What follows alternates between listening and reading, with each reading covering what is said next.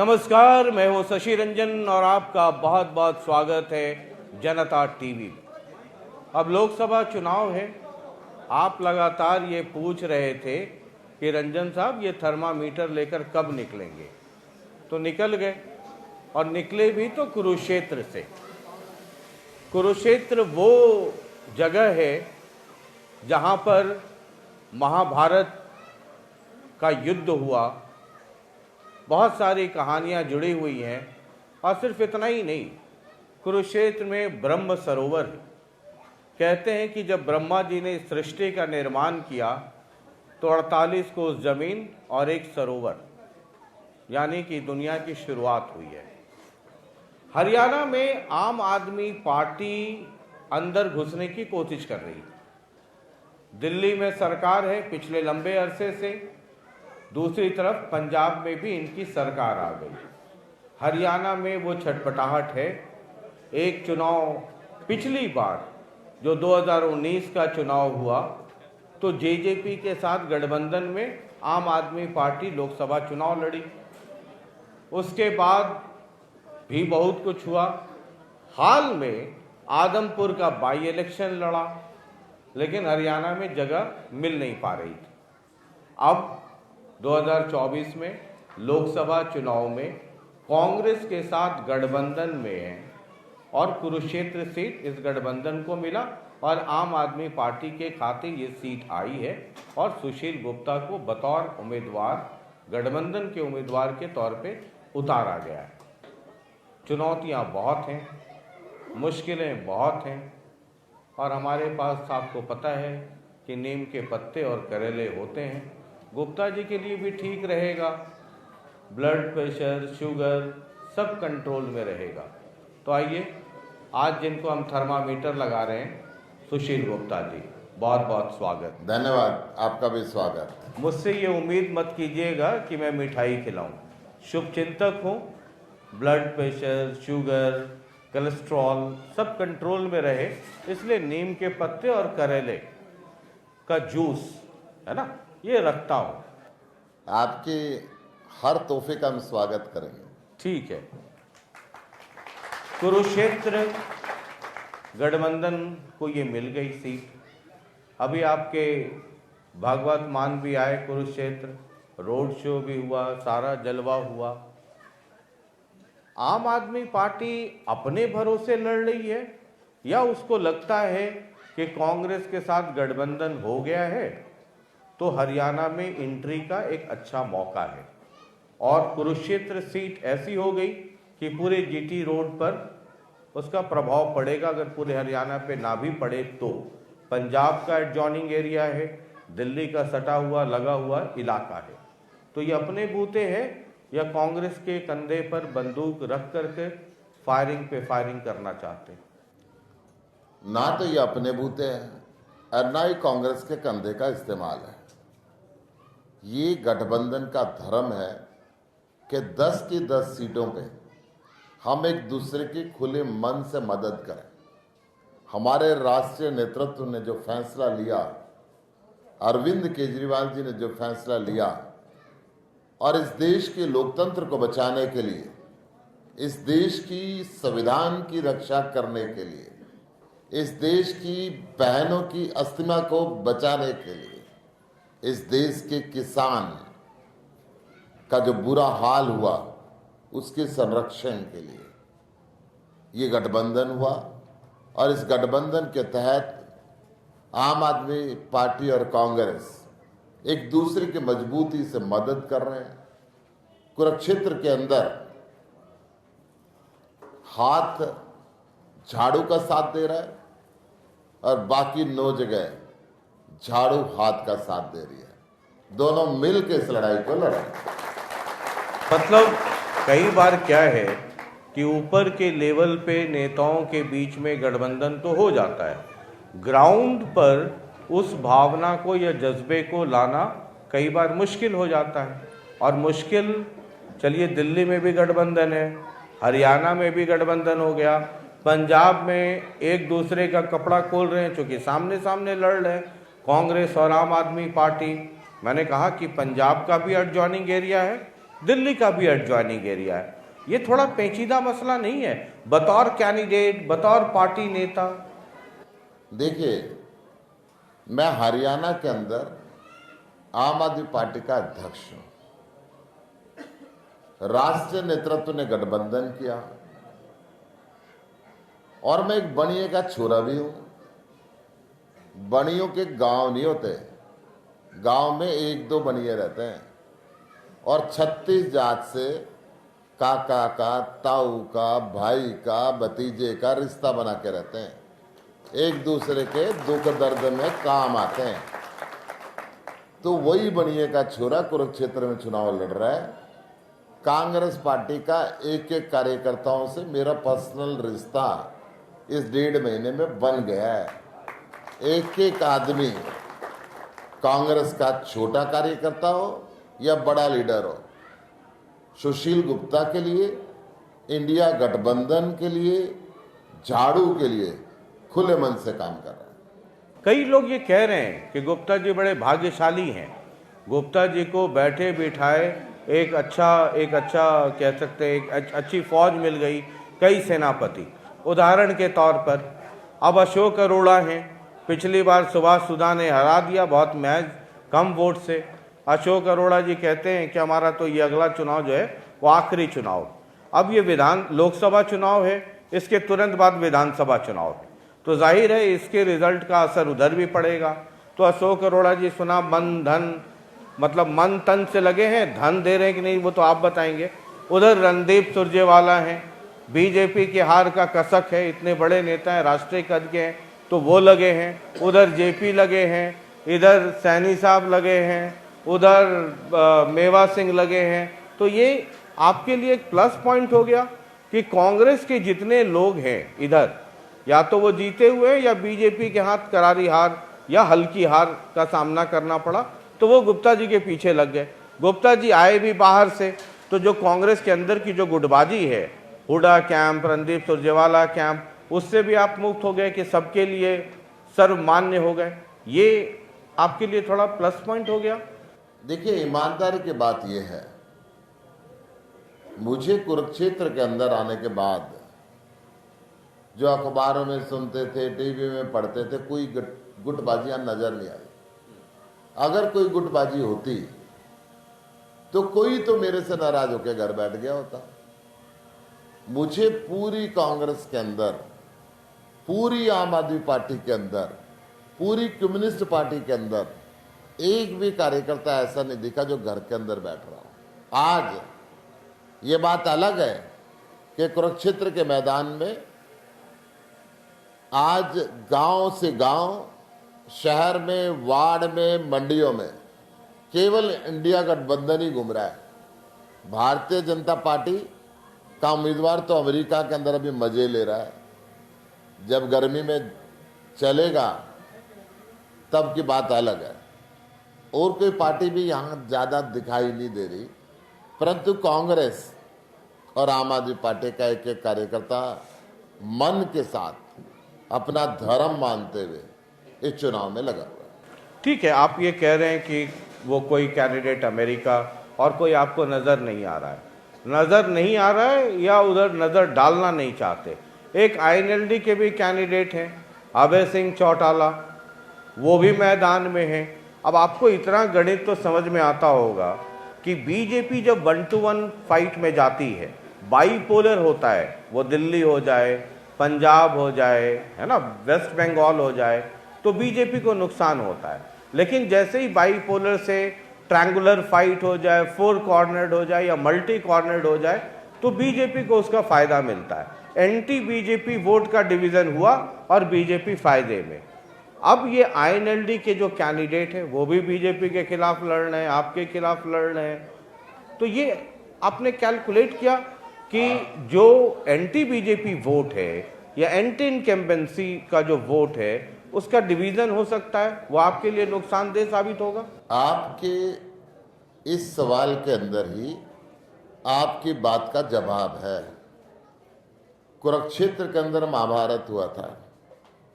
कुरुक्षेत्र के लोग बहुत समझदार हैं, कुरुक्षेत्र के लोग बहुत पढ़े लिखे हैं, कुरुक्षेत्र के लोग इस बात को समझते हैं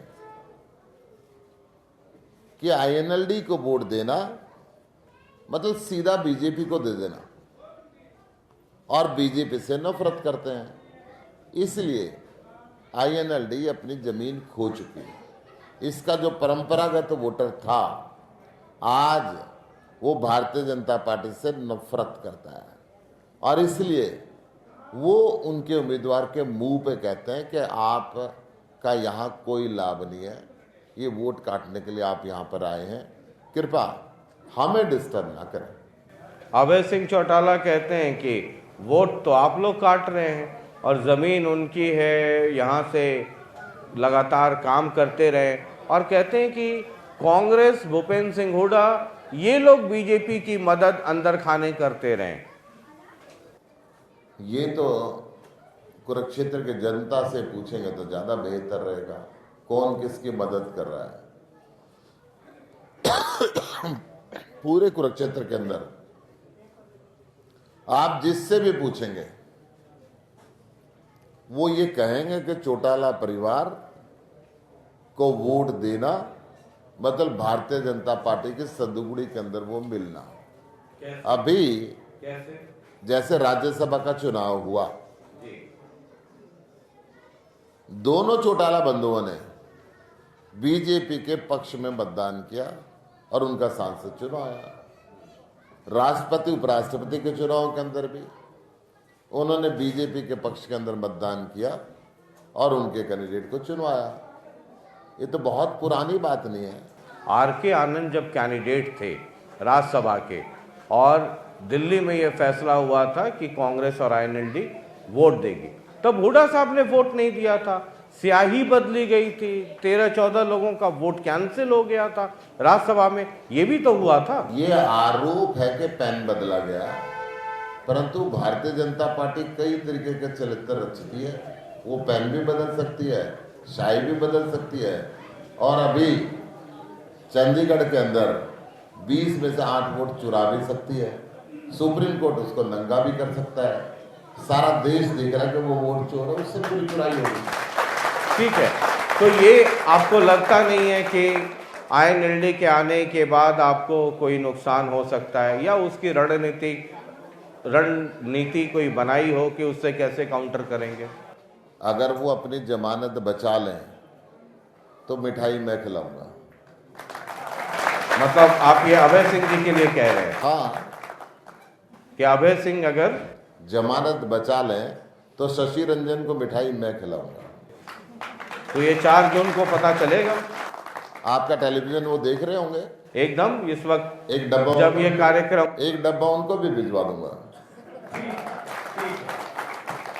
अभी भगवत मान आए। अब मैंने कहा कि एक तरफ दिल्ली है, दूसरी तरफ पंजाब है, दोनों जगह आपकी सरकार है, बीच में हरियाणा है, हरियाणा में कुरुक्षेत्र है, कुरुक्षेत्र में भगवत मान आए, रोड शो हुआ, सब कुछ हुआ। अब जब आप हरियाणा में, जब भी आप चुनाव में होंगे, तो जो विरोधी है, जो आपसे बहुत बेइंतहा इश्क करते हैं, चुनाव में तो मतलब आपको अपने खानदान का पता हो ना हो, विरोधी सब पता करके बता देंगे। अब वो कहते हैं कि उस भगवत मान से, पंजाब के उन मुख्यमंत्री से आप कुरुक्षेत्र में कैंपेन करवा रहे हैं जो हरियाणा को पानी देने को तैयार नहीं है। कहते हैं एक बूंद पानी नहीं मिलेगा। वो आकर के हरियाणा में वोट मांग रहे हैं, और इसका खूब प्रचार जो बीजेपी के लोग हैं और जो आईएनएलडी के लोग हैं खूब प्रचार कर रहे हैं। आने वाले समय में और तेज प्रचार होगा। जो नेचुरल रिसोर्सेज है, पानी है, तेल है, जो भी नेचुरल रिसोर्सेज हैं, नीचे जमीन के कोयला है, पत्थर है, सोना है, हीरे हैं, उसमें कंट्रोल केंद्र सरकार का है, भारत के प्रधानमंत्री का है। प्रधानमंत्री किसी भी पार्टी का हो, जब तक वो पद पे है वो फादर फिगर है। प्रधानमंत्री की जिम्मेदारी बनती है कि वो हर राज्य को पानी दे, बैठ के तमाशा ना देखे। एक राज्य दूसरे राज्य को पानी कब दे सकता है? जब उसके पास फालतू हो। अगर उसका पानी कम हो तो पानी देना प्रधानमंत्री का काम है। भाखड़ा नंगल डैम से उन्होंने पानी बांटना है। प्रधानमंत्री पानी बांटे, ये बात सुप्रीम कोर्ट भी कह चुका है कि प्रधानमंत्री तमाशा नहीं देख सकता। और खट्टर साहब तो अपना पानी 2 महीने पहले जब सरकार राजस्थान में भारतीय जनता पार्टी की आई तो हरियाणा के किसान के हिस्से को उसने पानी राजस्थान के अंदर भेज दिया। एक समझौता कर लिया कि हरियाणा के किसान के पास पानी फालतू है और वो राजस्थान जाएगा। मुझे ये बात समझ में नहीं आती। पहले ही पानी की कमी से हरियाणा का किसान परेशान है, उसको पानी मिलनी चाहिए। प्रधानमंत्री पानी का बंटवारा कर नहीं रहा, हरियाणा की जनता को इंसाफ दे नहीं रहा। प्रधानमंत्री पानी हरियाणा को भी दे, प्रधानमंत्री पानी पंजाब को भी दे, प्रधानमंत्री पानी राजस्थान को भी दे, प्रधानमंत्री पानी हर राज्य को दे। परंतु किस मुंह से हरियाणा की भारतीय जनता पार्टी ने हरियाणा के किसान के हिस्से का पानी आज से 3 महीने पहले राजस्थान भेज दिया? ये जवाब हरियाणा की जनता मांगना चाहती है।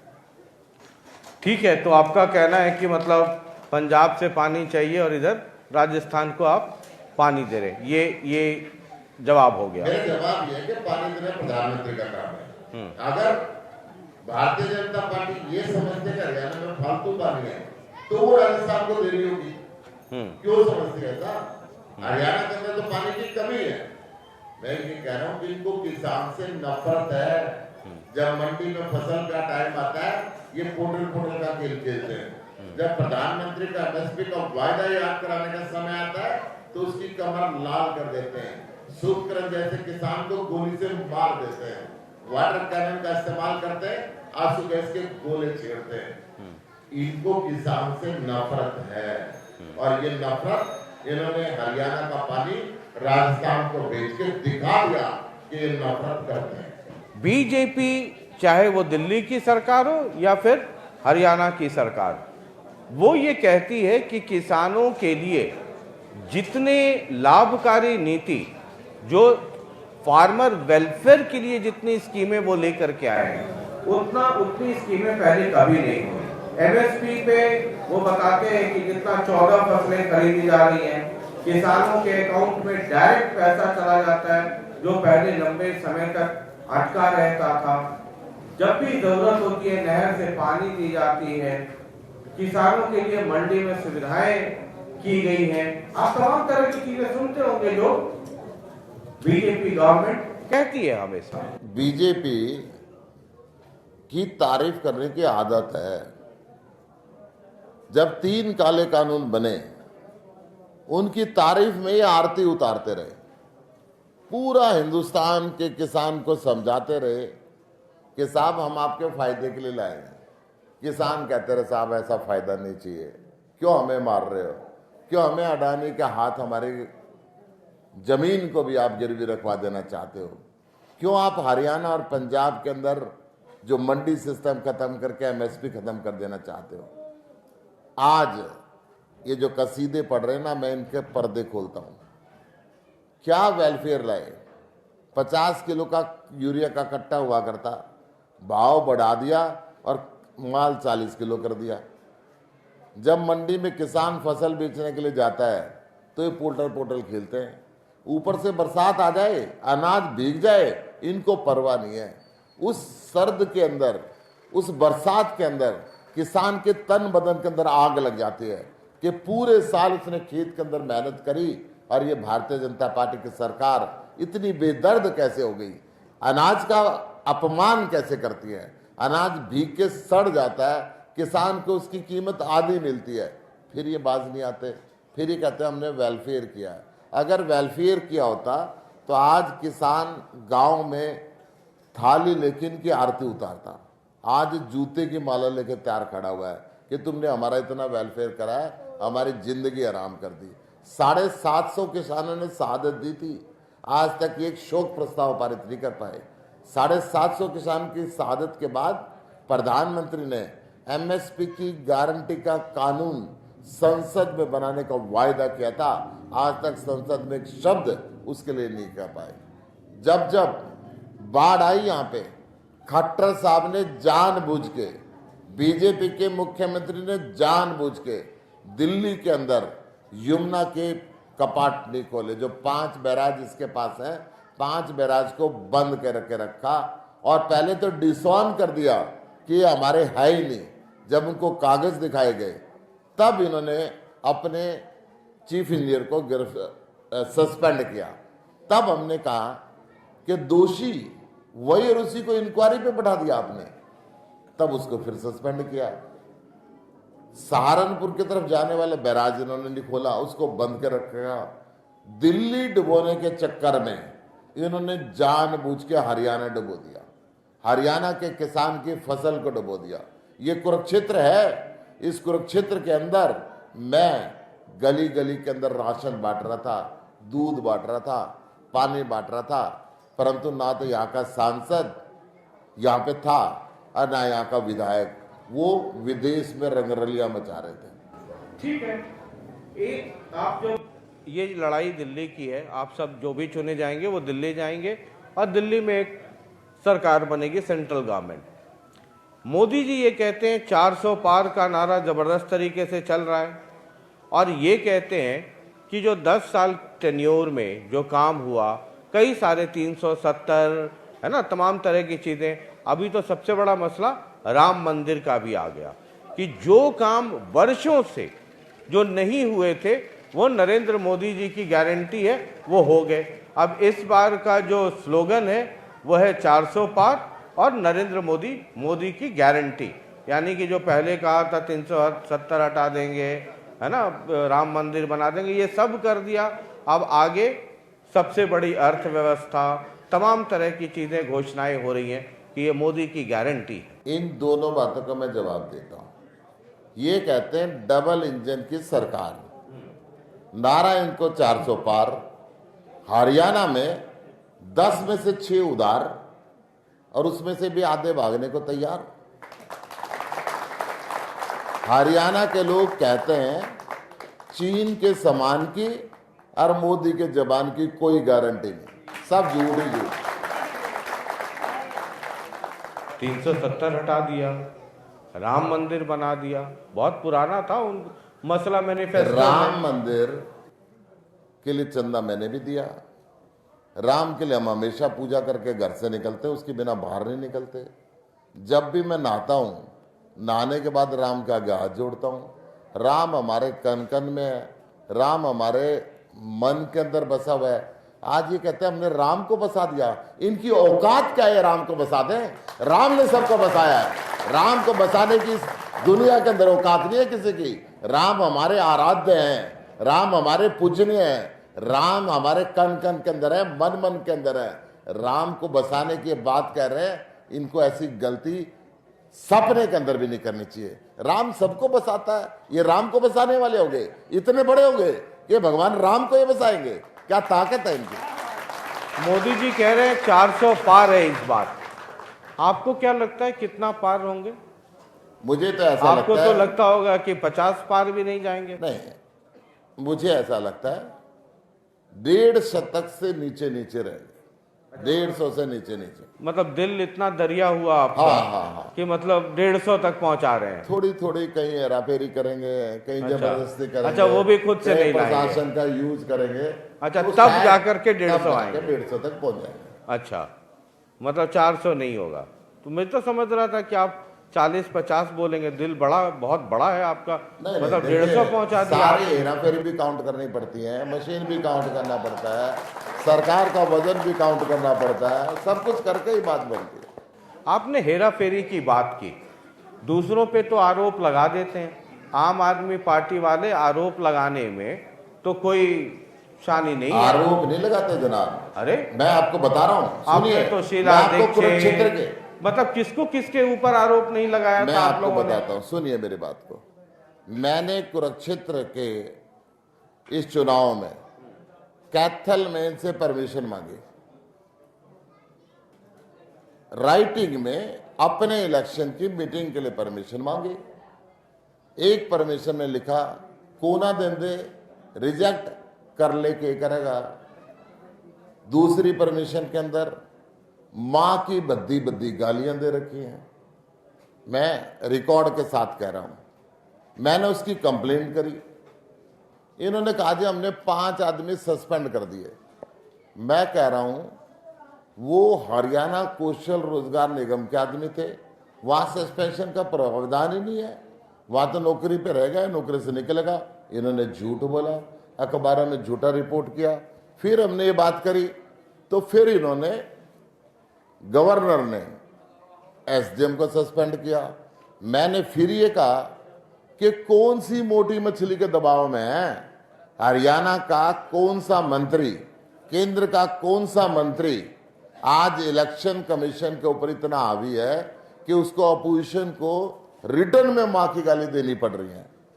ये बड़े शर्म की बात है। मैंने कुरुक्षेत्र के अंदर भगवंत मान जी का, पंजाब के हरमन प्यारे मुख्यमंत्री का रोड शो निकालने की बात की। रोड शो निकाला, मैंने गेट लगाए, परमिशन ली, मेरे गेट तोड़ दिए गए। हम डिप्टी कमिश्नर के पास गए, डिप्टी कमिश्नर ने कहा साहब ये गलत किया है, नहीं टूटने चाहिए थे। आज मैं इलेक्शन कमीशन को हमने शिकायत की। तो मैं कह रहा हूं ये दबाव हेरा फेरी तो हो रही है ना जी, मेरे साथ ही शुरुआत हो चुकी है।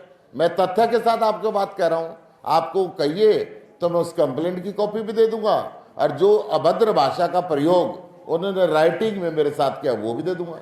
ठीक है, आप हेरा फेरी की बात कर रहे हैं, आपकी पार्टी करप्शन के खिलाफ लड़ाई लड़ने की बात करती थी। ऑपोजिशन के लोग कहते हैं कि वो पार्टी जिसका जन्म ही हुआ एंटी करप्शन मूवमेंट के बाद, अन्ना आंदोलन से इस पार्टी का जन्म हुआ। तब भी कई लोग ये कहते थे उस आंदोलन में जो शामिल थे कि हमें पॉलिटिकल रूप में नहीं जाना चाहिए, हमें एक मतलब उसको क्या कहें, एक रिफॉर्मर के तौर पे या सोशल एक्टिविस्ट के तौर पे हमें रहना चाहिए। बहरहाल पार्टी बन गई। अब उसी ऑपोजिशन के लोग लगातार कह रहे हैं, अभी जब मैं कुरुक्षेत्र में घूम रहा हूं तो लोग कह रहे हैं बताइए उस पार्टी को हेरा फेरी पे, करप्शन पे क्या कहने का अधिकार है जिनके मुख्यमंत्री समेत दर्जनों लोग जेल के अंदर हैं। वो भी हेरा फेरी का आरोप है, वो भी मनी लॉन्ड्रिंग का आरोप है, वो भी गड़बड़ी करने का आरोप है। सुनिए आराम से। 2 साल से इस फर्जी केस में, इस मनी लॉन्ड्रिंग के केस में 1,500 से ऊपर अफसर सैकड़ों जगह रीड कर चुके। हमारे सर्वश्रेष्ठ शिक्षा मंत्री को गिरफ्तार कर चुके कि अच्छे स्कूल और कॉलेज ना बनाए, चवन्नी नहीं मिली। हमारे हेल्थ मिनिस्टर को गिरफ्तार कर चुके कि अच्छे मोहल्ला क्लिनिक और अच्छे हॉस्पिटल ना बनाए, चवन्नी नहीं मिली। हमारे मुख्यमंत्री को गिरफ्तार किया, 25 पैसे आज तक उन्होंने रिकवर नहीं किए। किस बेस पे? जिस व्यक्ति की शिकायत पे गिरफ्तार किया वो व्यक्ति 3 बार बयान दिया कि मैं अरविंद केजरीवाल को नहीं जानता, मैं अरविंद केजरीवाल जी से नहीं मिला। जब उससे 50-55 करोड़ रुपए चंदा ईडी ने ले लिया बीजेपी के नाम पे, 1 नंबर पे, 2 नंबर पे क्या लिया होगा वो जाने, वो जाने। 1 नंबर पे चंदा ले लिया, उसी दिन उसको जमानत दे दी, उसी दिन उससे लिखवा लिया कि मैं केजरीवाल को जानता हूं, उसी दिन उससे कह दिया कि केजरीवाल ने कुछ मिली भगत की है, और आज वो विदेश के अंदर अपनी मैरिज एनिवर्सरी बना रहा है। और एक चुना हुआ मुख्यमंत्री, इतिहास में पहली बार उसको जेल के अंदर दे दिया बिना 1 रुपए के आरोप के बाद, वो भी चुनाव के बीच में, चलते चुनाव के बीच में। वो भी मैं आपको बताना चाहता हूं, आज अमेरिका के अंदर मुख्यमंत्री भी आम आदमी है सर, अगर गलत करेंगे तो जाएंगे, चुनाव चले या ना चले। सुनिए, आज अमेरिका के अंदर, हिंदुस्तान के अंदर, लंदन के अंदर इस बात की चर्चा है, या तो व्यक्ति पुलिस रिमांड ले कि मुझे इससे तफ्तीश करनी है और इंक्वायरी करनी है, या जेल में उस व्यक्ति को रखा जाता है जिसका भागने का खतरा हो। अरविंद केजरीवाल के चारों तरफ दिल्ली पुलिस रहती है, जो गृह मंत्रालय, अमित शाह की पुलिस है। वो चुना हुआ मुख्यमंत्री है, उसका भागने का खतरा नहीं है। जेल में क्यों रखा है? अगर कोर्ट के अंदर सबूत पेश करे, कोर्ट अगर सजा देगी तो जेल कर दे। आज क्यों रखा? ये चुनाव से बचने के लिए रखा, इस देश के संविधान को तोड़ने के लिए रखा, इस देश के लोकतंत्र को खत्म करने के लिए रखा। हेमंत सोरेन को रखा, क्यों रखा? कांग्रेस पार्टी के खाते सील कर दिए चलते चुनाव के बीच में। ये 6 महीने पहले भी कर सकते थे, ये 6 महीने बाद भी कर सकते थे। ठीक चुनाव के बीच में, ठीक चुनाव के बीच में अरविंद को गिरफ्तार किया, ठीक चुनाव के बीच में कांग्रेस के खाते सील किए। ये कहे तुम बिना पैसे के लड़ो, तुम बिना लीडरों के लड़ो, हम भ्रष्टाचारियों को लड़वाएंगे, हम 1,86,000 करोड़ रुपए के कोयला चोर को लाएंगे और हमारे सारे लीडर भी आएंगे। तुम बिना लीडरों के लड़ो, तुम बिना पैसे के लड़ो। ये तो लेवल प्लेइंग फील्ड नहीं हुआ। ये है लोकतंत्र की हत्या, ये है संविधान की हत्या। मोदी जी कह रहे हैं कि ये एक तरफ हम भ्रष्टाचारियों के ऊपर केस कर रहे हैं, दूसरी तरफ इंडिया गठबंधन के लोग भ्रष्टाचारियों को बचाने की बात करते हैं। और ये तो अभी ट्रेलर है, इस बार आएंगे तो असली पिक्चर देखिएगा। हाँ, ये तो अभी ट्रेलर है कि इतना कर रहे हैं, अगली बार आएंगे तो इस संविधान को बदलेंगे और हिंदुस्तान में चीन और रूस की तरह होगा। 20-30 आदमी वहाँ पे मालिक होते हैं, यहाँ तो 2.5 आदमी मालिक रहेंगे और वही कंप्यूटर का बटन दबाएंगे, वही वोट डालेंगे, किसको वोट डालेगी वो बन जाएंगे, परमानेंट मालिक रहेंगे। इस देश का जो लोकतंत्र है, इस देश का आम आदमी है, वो खड़ा हो गया है। एक बात और बता दूं, महाभारत के युद्ध के अंदर पूरी ताकत, पूरी सेना, पूरे अस्त्र शस्त्र कौरवों के साथ थे और पांडवों के साथ धर्म था, सत्य था, श्री कृष्ण था। हमारे साथ भी श्री कृष्ण है, धर्म है, सत्य है। कौरवों के हार सुनिश्चित है। भगवान राम ने भी आज से हजारों वर्ष पहले जब महाराजा दशरथ ने उनको वनवास दिया और माता सीता का हरण रावण ने किया, वो रावण जिसकी ताकत अपरंपार थी, जिसका सोने की लंका थी, जिसके पास हजारों के अंदर सैनिक थे, भगवान राम उस समय राजा रामचंद्र थे, अयोध्या नरेश थे, महाराजा जनक के दामाद थे। चाहते तो सेना बुला सकते थे, उन्होंने सेना नहीं बुलाई। जंगल से भील, मछुआरे, मल्ला, आम आदमी की फौज बनाई। आदमी कम पड़े तो भालू लिए, बंदर लिए, रावण को हरा के संदेश दे दिया कि जब आम आदमी खड़ा होता है, सामने कितना भी ताकतवर हो, उसको धाराशायी होना निश्चित है। आज इस देश के अंदर आम आदमी खड़ा हो गया है, जनमानुस खड़ा हो गया है और इस निरंकुश सरकार को, इस अत्याचारी सरकार को, इस भ्रष्टाचारी सरकार को जाना ही होगा। जब आप ऑपोजिशन पे हमला करते हैं तो चुनाव का वक्त है, जैसे आप नवीन जिंदल जी पे कोयले की बात कर रहे हैं, क्योंकि प्रधानमंत्री जी ने स्वयं 2014 में ये बात की थी। उसी तरीके से आपके बारे में भी लोग बात करते हैं। आप शीला दीक्षित, तमाम तरह के आरोप तब भी लगते थे, हुआ कुछ नहीं। और जिस शराब घोटाले की इतनी चर्चा है और इतनी कार्रवाइयाँ हो रही हैं, उसमें भी दिल्ली में कांग्रेस ने जबरदस्त तरीके से हाय तौबा मचाई थी। ऑपोजिशन के लोग कह रहे हैं कि सुशील गुप्ता जी को पूछिए कि क्या कांग्रेस के लोग अब ये कहेंगे दिल्ली में कि अरविंद केजरीवाल जी ने या आम आदमी पार्टी सरकार ने कोई घोटाला नहीं किया, जो तथा कथित घोटाले की बात हो रही है। ऑपोजिशन के लोग कहते हैं कि शशि जी जाकर के पूछिए सुशील गुप्ता से, क्या कांग्रेस के लोगों ने क्लीन चिट दे दिया? मुझे शायद आपको याद होगा, अभी रामलीला मैदान के अंदर रैली हुई थी, तमाम कांग्रेस के और देश के हर पार्टी के लीडर थे वहां।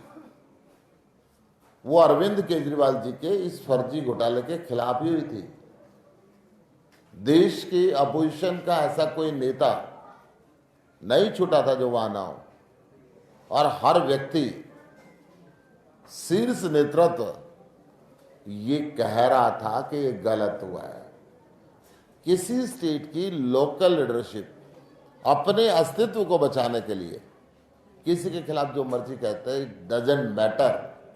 जब कांग्रेस का शीर्ष नेतृत्व इस गिरफ्तारी के खिलाफ रामलीला मैदान में खड़ा हुआ तो अपने आप सारी बातें खत्म हो जाती। ठीक है, हम वापस कुरुक्षेत्र में आ जाते हैं।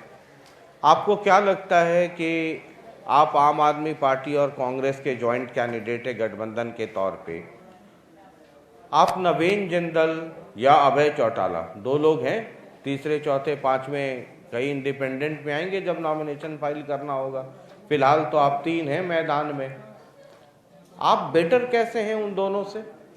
मैं बताता हूं, 25 साल से नवीन जिंदल का कुरुक्षेत्र से संबंध है। अयोध्या बन गया, बनारस बन गया, कुरुक्षेत्र के अंदर तो भगवान श्री कृष्ण ने खुद गीता का उपदेश दिया था। धर्म नगरी है, दुनिया का सबसे बड़ा युद्ध यहां पे हुआ, ब्रह्मा जी ने सरोवर यहां पे बनाया। क्या ये धार्मिक पर्यटन स्थल विकसित नहीं होना चाहिए था? क्या नवीन जिंदल ने या सो कॉल्ड अदर लीडर्स ने कभी इस तरफ कोशिश की? कुरुक्षेत्र के अंदर जब गीता जयंती मनाई जाती है, पूरे हरियाणा से भगत आते हैं, क्या कभी इसका रिंग रोड बनाने का प्रयास किया कि कुरुक्षेत्र जाम में ना फंस जाए? पेहवा से लेके यमुना नगर तक नेशनल हाईवे सिंगल लाइन का, कभी इन्होंने 4 लाइन का बनाने के लिए एक चिट्ठी लिखी? ये कुरुक्षेत्र को विकसित नहीं करना चाहते थे, ये सिर्फ सांसद बन के उसकी फैसिलिटी लेके लोगों के बीच में नहीं रहना चाहते थे। 10 साल से आज इस शहर में किसी के पास उनका फोन नंबर नहीं है। कोरोना आया, बाढ़ आई, इनके पास होंगे लाखों करोड़ रुपए, परंतु कुरुक्षेत्र में दिखाई नहीं दिए। 1 रुपया किसी के लिए नहीं आया। किसी की शादी हुई तो नहीं आए, किसी की मौत हुई तो नहीं आए। जब ये नाता तोड़ चुके हैं यहां से, किस हक से दोबारा यहां पे आ रहे हैं?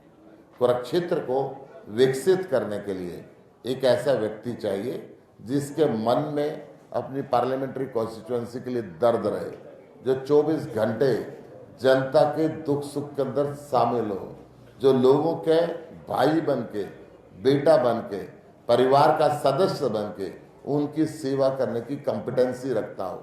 आज वो कॉम्पिटेंसी सुशील गुप्ता के पास है, नवीन जिंदल के पास नहीं। ठीक है, एक आखिरी सवाल, चूंकि एक और कैंडिडेट हैं अभय चौटाला, वो कहते हैं कि अगर किसानों के मसले पर किसी ने इस्तीफा दिया, दोबारा चुनाव हुआ, वो चुन करके आए, तो वो सिर्फ अभय चौटाला है। अगर किसी ने, वो कहते हैं कि बाकी भी लोग थे, किसी ने, आप भी तब राज्यसभा में थे, कि जितने पुरजोर तरीके से अभय जी ने, अब उनका ये कहना है कि उन्होंने जितना उठाया उतना किसी ने नहीं उठाया, आवाज़ नहीं उठाई, और किसानों के लिए तो इस हद तक चले गए कि विधानसभा से इस्तीफा दे दिया। फिर किसानों का वोट आम आदमी पार्टी या कांग्रेस को क्यों मिले? कांग्रेस का कौन सा विधायक है जिसने इस्तीफा दिया या वो आंदोलन में लाठी खाया?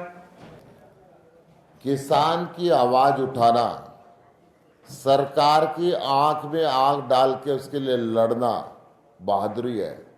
कायरों की तरह इस्तीफा देके भाग जाना बहादुरी नहीं होती। मैं खुद संसद के अंदर, विधानसभा, राज्यसभा अध्यक्ष की मेज को थपथपा के, आम आदमी पार्टी उसकी मेज के ऊपर चढ़ के किसानों की वकालत करते रही। सस्पेंड किया गया हमें, अनेकों नोटिस दिए गए हमें। मोदी की आंख में आंख डाल के हम वहां पे उसकी मुर्दाबाद करते थे और किसान जिंदाबाद करते थे। सेंट्रल हॉल के अंदर जहां पे देश का राष्ट्रपति था और देश का प्रधानमंत्री था, वहां भी हमने भगत सिंह की तरह उनको पर्चे दिखाए थे कि देश के किसान के ऊपर आप अत्याचार कर रहे हैं। 750 किसान शहादत दे चुके, आप उस बात को सुनिए। हम अभय सिंह की तरफ पीठ दिखा के भागे नहीं थे, सामना कर रहे थे सरकार का, उसकी आंख में आंख डाल के, और आगे भी करते रहेंगे। किसान की मदद के लिए हमने दिल्ली के स्टेडियम को जेल नहीं बनने दिया था। वहां पे जाके बॉर्डर पे जब भारतीय जनता पार्टी पत्थर मरा रही थी तो रात को टिकैत के पास अरविंद केजरीवाल के निर्देश पे हम पहुंचे थे। हम बॉर्डर पे जाके सेवा करते थे। इसकी तरह नहीं कि इस्तीफा दे के भाग गए। इस्तीफा दे के भागने वालों में नहीं है हम। डट के सरकार का मुकाबला करते थे और डट के आगे भी मुकाबला करेंगे। चलिए, बहुत बहुत शुक्रिया।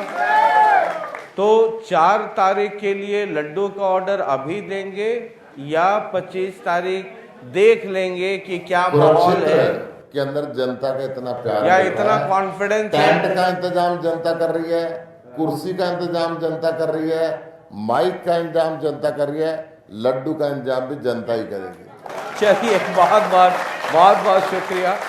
तो सुशील गुप्ता जी थे, एक रणबांकुरे हैं मैदान में। कांग्रेस और आम आदमी पार्टी का गठबंधन है, आपको पता है, और कुरुक्षेत्र आम आदमी पार्टी के हिस्से गई है।